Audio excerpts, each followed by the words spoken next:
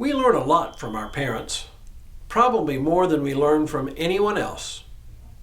Some of those lessons are explicit. They tell us things we need to know. Other times, those lessons are implicit. We see how they behave in their unguarded moments, and we emulate them.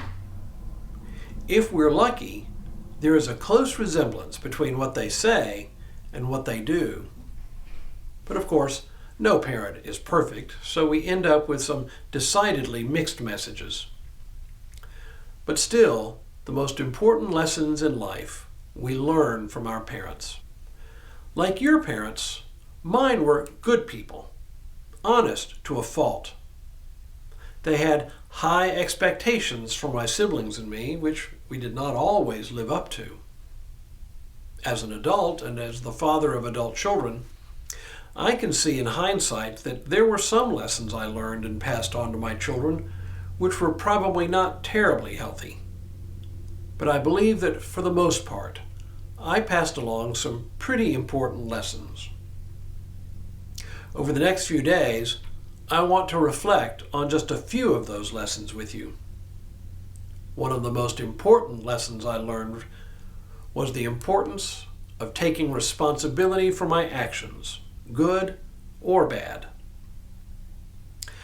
As a small child, like most children, I would always try to blame things that I had done on other people, including made-up friends.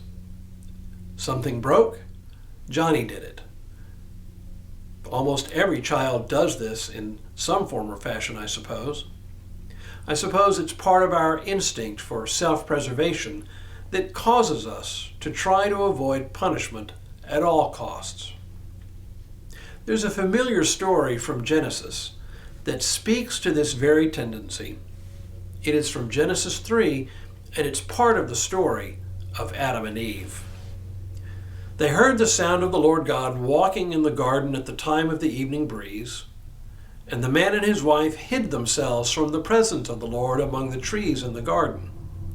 But the Lord God called to the man and said to him, "Where are you?" He said, "I heard the sound of you in the garden, and I was afraid because I was naked, and I hid myself." He said, "Who told you that you were naked?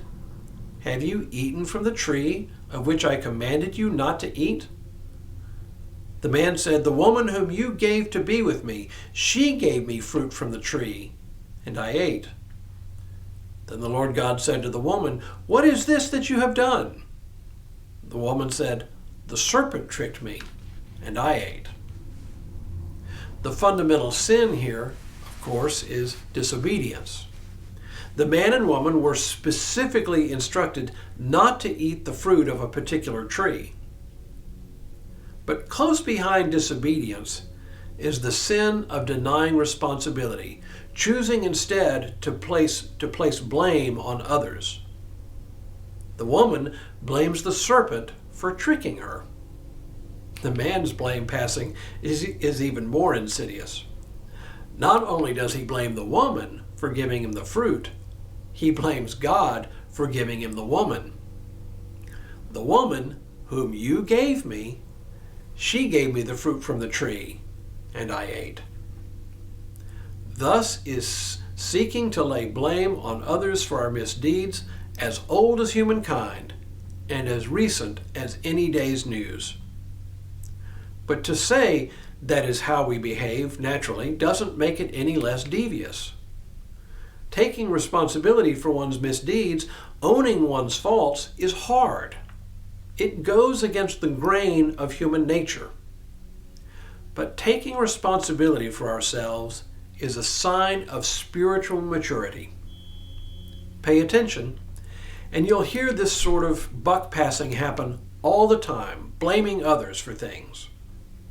Perhaps we become so used to hearing people pass the buck that we just don't pay much attention to it anymore.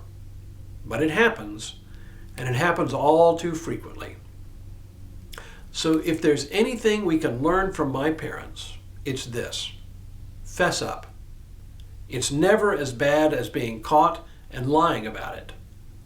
And our lives always have a way of catching up with us in the end. And now may God continue to bless you and keep you in all that you do this day and in all the days ahead.